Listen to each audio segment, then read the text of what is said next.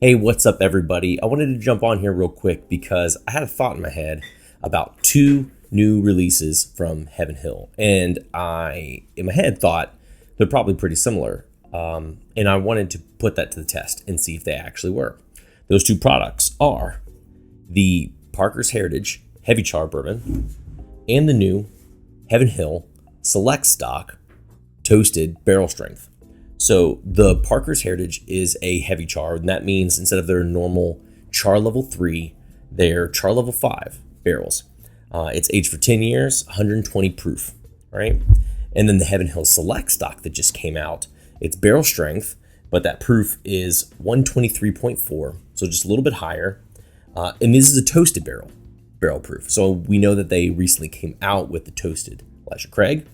And so this is 8-year bourbon that has been aged for an additional 6 months in toasted barrels. So in my head, I'm thinking, well, going in with a heavy char, I already assumed it might have a more toasty profile. And when I went to pick this up for a buddy, I learned that it wasn't really like that. Instead, it actually had a lot of sweetness to it and became a really big fan of it. And so I wanted to see how these two stack up. Maybe you all wanted to see how these two stacked up together. So I've got them both poured already in my wee Glens, and we're just going to get right to it. So over here on the nose, the Parker's already is a bit sweeter. It already makes me think Heaven Hill profile. It's a little bit more on the nutty side.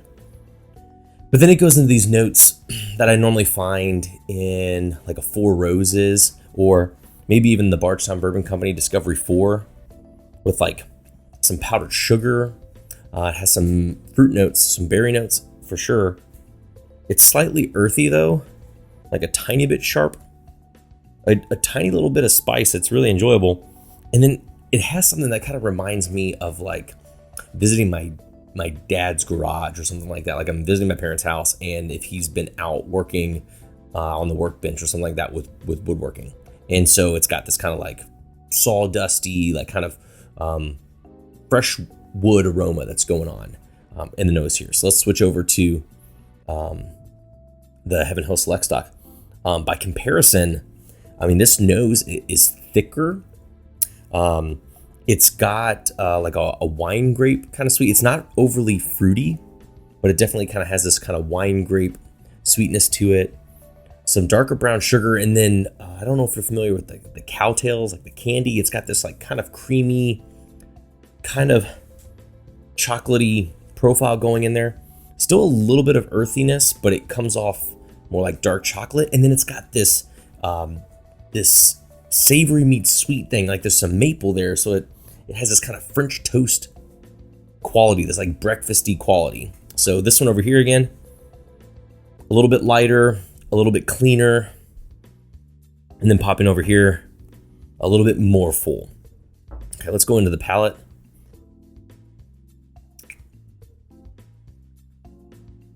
So the Parker's is sweet forward. It's viscous. It is deep. It does have some dark chocolate notes to it. Some oak. It's a little bit on the grassier side. Some fresh, kind of clean earthiness. But then it comes back to some of the notes that we said in the nose, with some baking spice, kind of mixed in with some sweet wood. Continues with like kind of that powdered sugar note, and definitely kind of carries some fruit sweetness. Bouncing over to the Select Stock. Okay, the palate is big on this Heaven Hill Select Stock.